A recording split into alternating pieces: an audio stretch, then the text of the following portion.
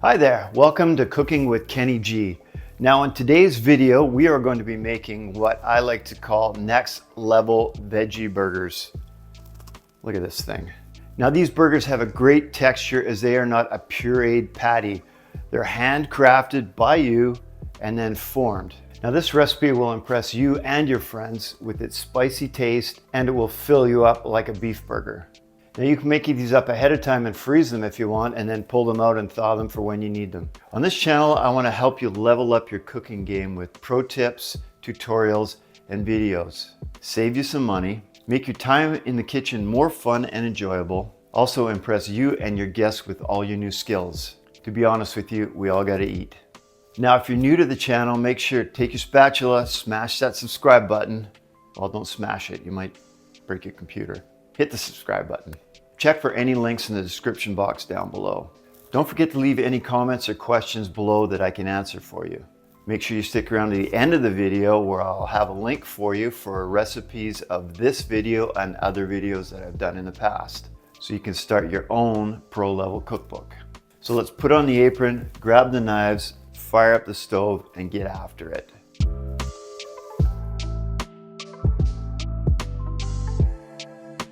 Now, like any recipe, I think the best thing that you want to do is get all your ingredients together first. The reason for that is you got everything close at hand. You're not going to have to stop doing what you're doing, scramble around, find all your ingredients. Now that leads to less mess and of course less stress. You want stress when you're in the kitchen. Not me anyway. First thing I'm going to do now is I'm going to measure out all my spices. I'm going to do a little bit of chopping, open up some cans, show you how to do that. People know how to open up a can, but I do have some special tips for that. And then we're going to get this burger together and boom, we're done. Let's get these spices measured out first. Now, I got measuring spoons here for measuring out my spices. A lot of times I like to weigh things out too, but this is a very small recipe. If I was to weigh out 3 mils of paprika, I don't even think it would weigh anything. So now I'm also going to have imperial measurements in there too for people who don't use metric. I'm north of the border. We like to use metric up in Canada, but I will put in the imperial measurements for my friends down south. So first thing is paprika. It's going to be 3 mils of paprika, 3 mils of chili powder, 5 mils of oregano, 5 mils of chili flakes.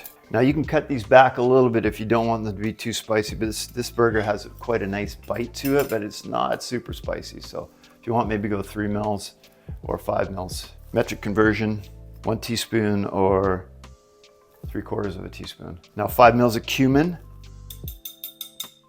5 mils of celery salt. If you remember, I said I was going to save you some money. I don't know if you noticed or not, but I'm using these deli containers here. What I do is I buy my spices in bulk. They're way cheaper if you buy them that way. And then put them in these deli containers. They have lids on them. They stay sealed.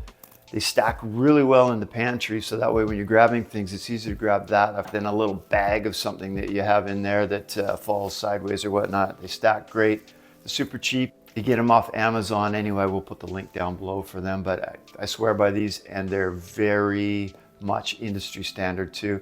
They make your pantry look really good, very professional. Now it's time to cut up the vegetables that we have there. So make sure you wash everything first. You don't know who's had their hands on it in the market. So first things, cut the red pepper up. What I like to do is cut the sides. I don't know if you can see or not, but just cut down the side this way. Side this way.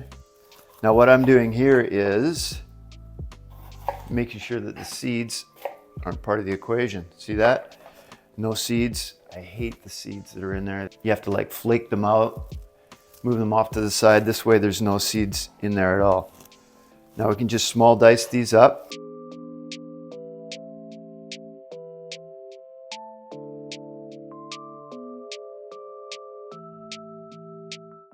Now one of the things that I like to use a lot of these pastry scrapers, they're good for just keeping stuff organized, moving off the side, and then picking things up when you need them. So this is key. Well, key for me anyway, but I think these are fantastic if you want to get one of these little pastry scrapers. Next is red pepper. I'm only going to cut half of it just because the recipe doesn't use that much of it. I'm going to cut off the root end, peel the skin off. This one you don't have to worry about washing it. Obviously it's got a skin on the outside, just make sure you peel that off. If you want, you can get a little discard pile going here for your compostables. So when you're cutting a red onion too, this knife is kind of huge. Let me grab a smaller knife. Make sure the root end is away from you and just cut small cuts the thickness that you want. And then now careful, make sure your fingers are above where your knife is. You don't want to cut your fingers. I'm not here to make you hurt yourself. So you can hold it together this way. Make sure your knife is below your fingers. There you go. Now you can dice. See? Now that makes a beautiful dice. And they're all very uniform sized. Into the discard pile, the compost. Take care of the environment. It's my little blue scraper.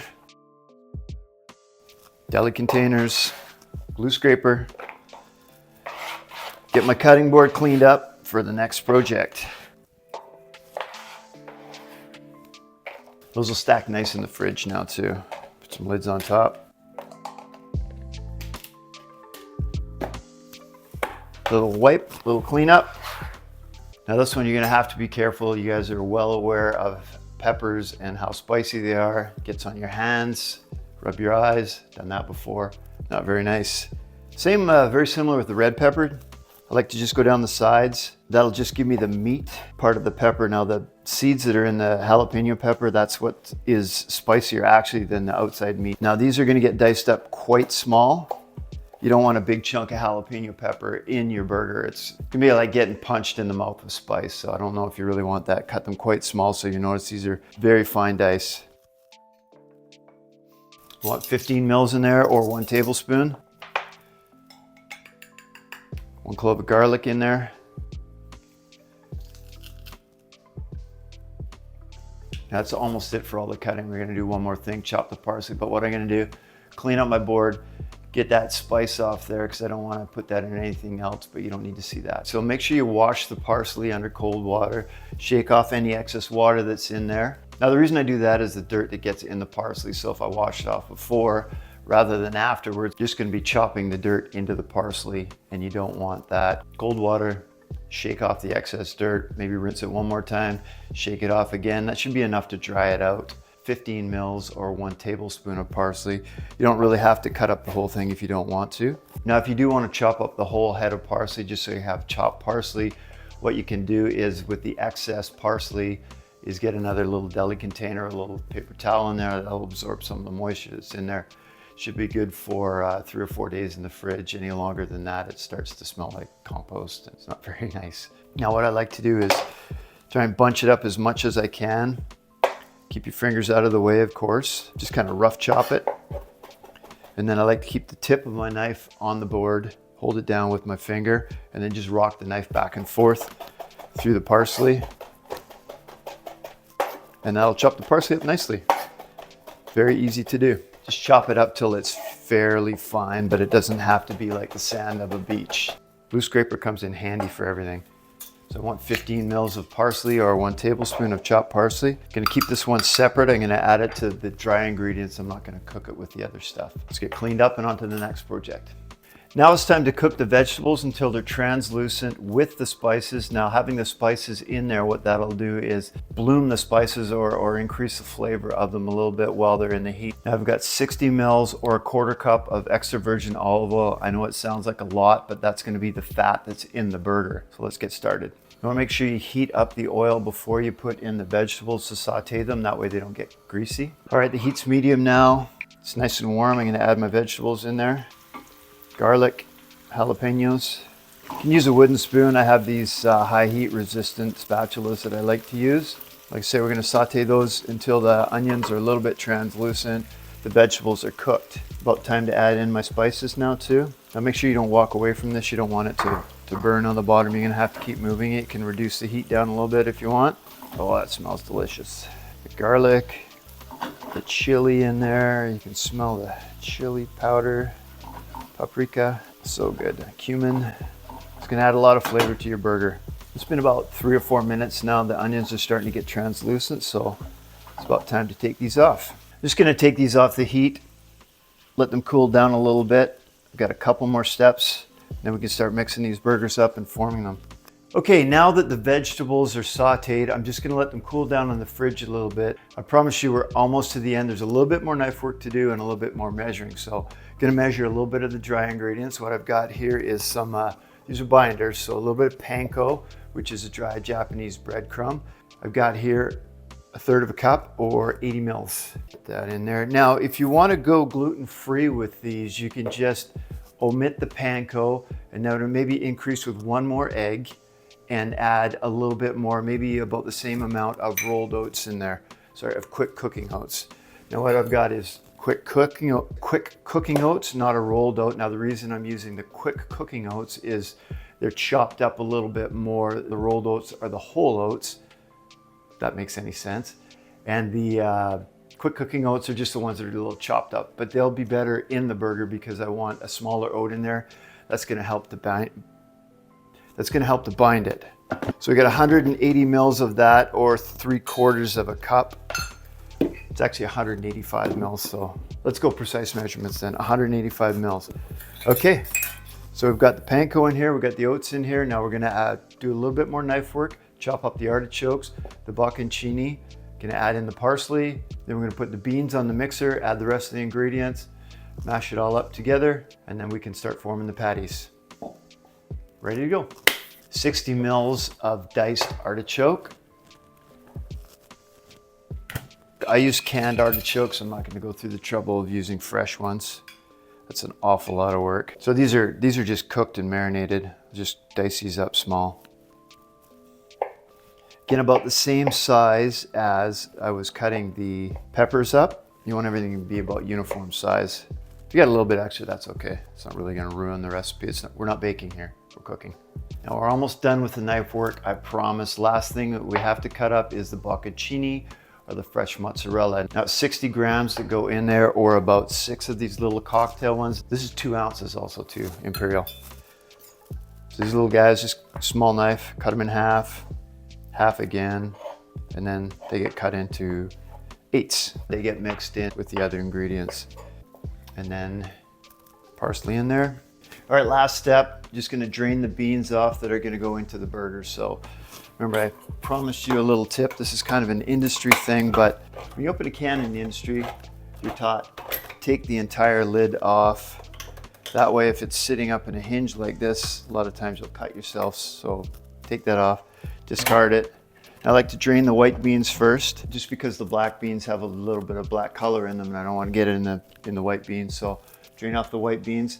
This only calls for 125 mils of each bean in there, so the extra beans are going to go into the next recipe I told you about. Black beans, I'll just give them a little rinse in cold water because of the color that's in them. I don't want that dark color to go into my burger. Just give those a little rinse. Measure everything up and then we're ready to go. Now we've got all our ingredients together. We're ready to go.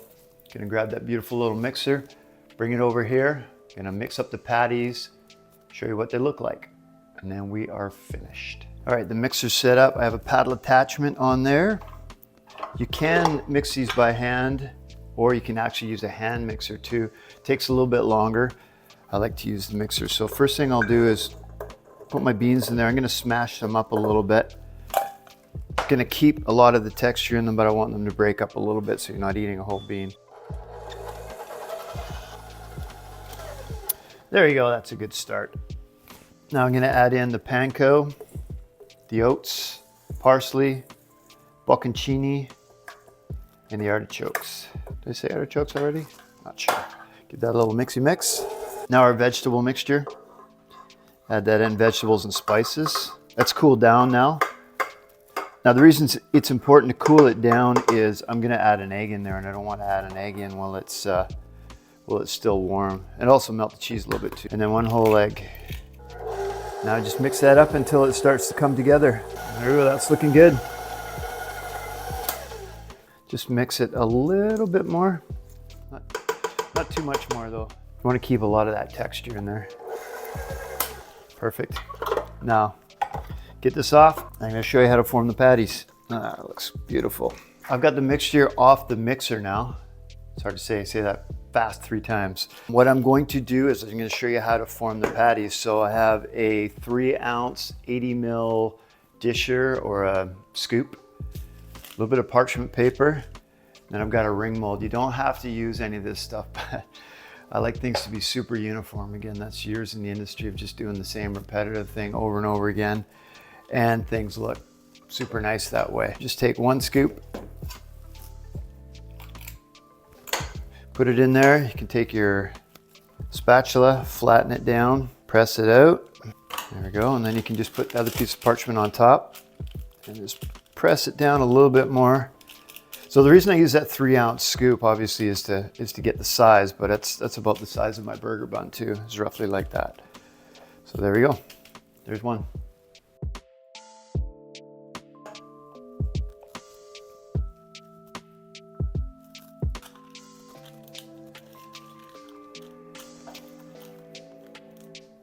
Now that the patties are all formed, I'm actually going to put them in the fridge, let them firm up a little bit. You notice when you're mixing them, it seems a little bit wet.